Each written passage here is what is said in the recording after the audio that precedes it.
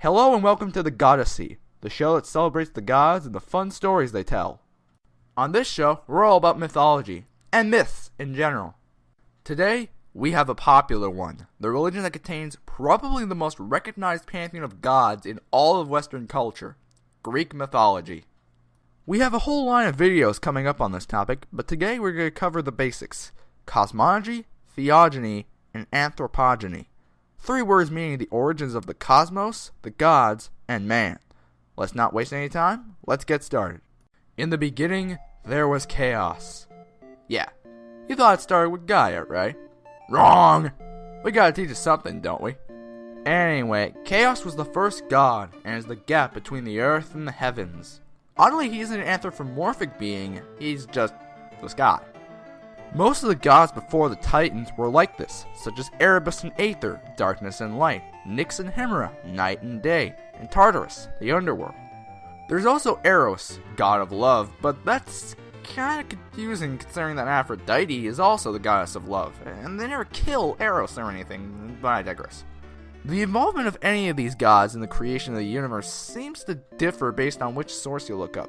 However, there's one thing that's interesting about Eros in particular. When the Romans stole the Greek myths and called it their own, they renamed Eros to Cupid. And so all the primeval gods, who are rarely mentioned in actual Greek myth, were born. But the real important primeval gods are Gaia and Uranus. They created the first faction of gods, which were named the Titans. However, a common misconception about the Titans is their propensity to be beast-like, when this is in fact not true. Heck, there are even statues of some of the Titans, and as you can see, they're pretty much indistinguishable from the Olympians. Gaia is the representation of the Earth. Even if you don't really know jack about Greek myth, you probably already knew this.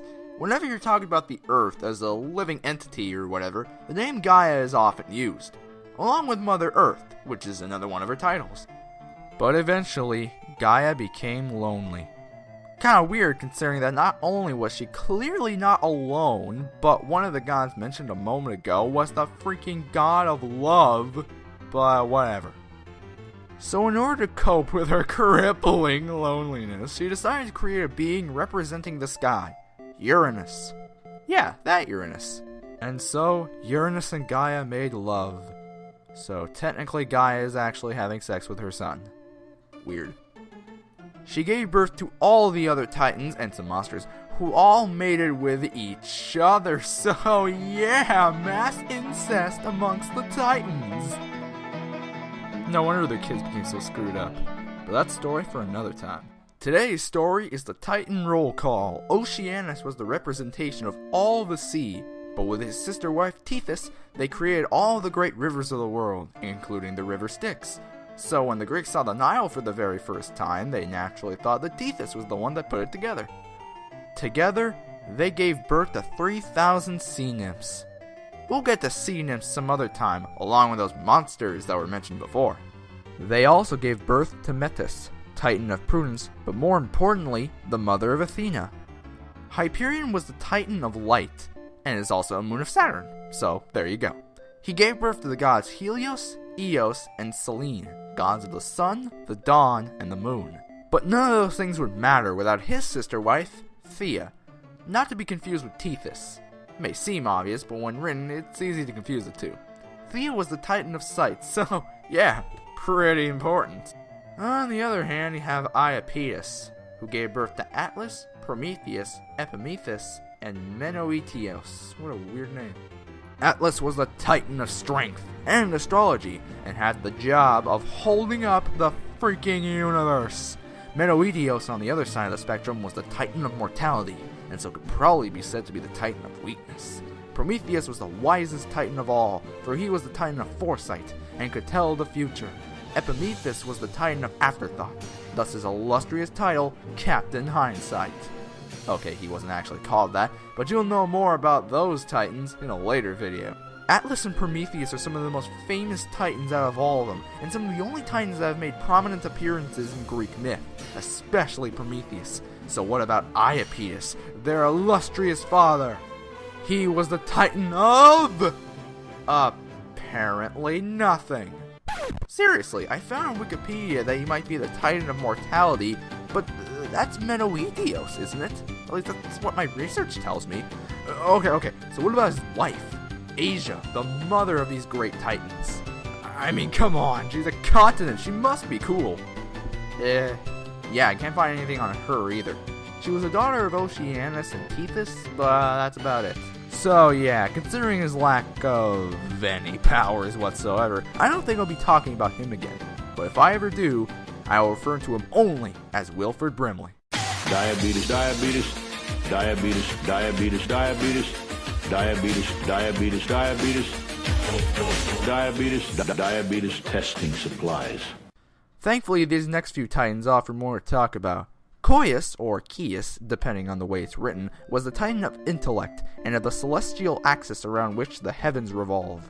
His sister wife was Phoebe, and for those of you who can never figure out how that name is pronounced, there it is, was the titan of bright intellect. So, pretty much a toned-down version of her brother husband. They had 3 kids together: Asteria, titan of nocturnal oracles and falling stars; Lelantos, a minor titan of air and hunting, but their most important child was Leto, titan of motherhood and mother of Artemis and Apollo.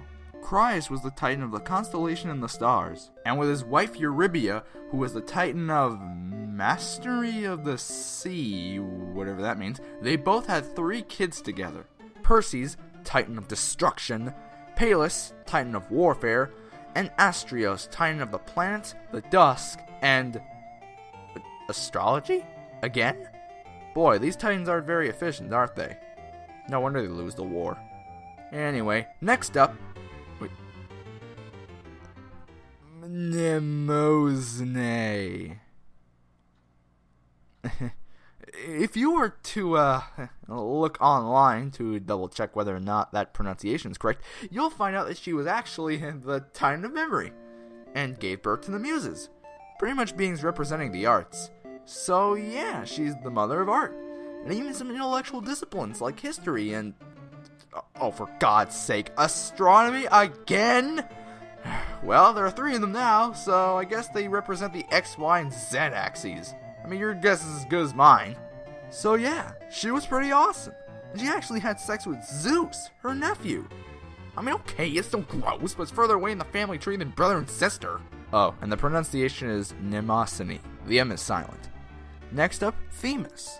Another one that's similar to Tethys and Thea, and subsequently another titan who made love to her nephew, Zeus, and had many children, including a few gods who had minor roles in justice and goodwill, she herself being the titan of justice itself. A fun fact about this titan is that she was likely a primary influence on the design of Lady Justice, one of the most well-known symbols for justice outside of a gavel.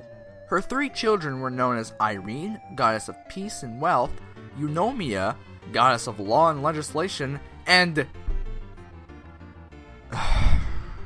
the goddess of moral justice, Dyke.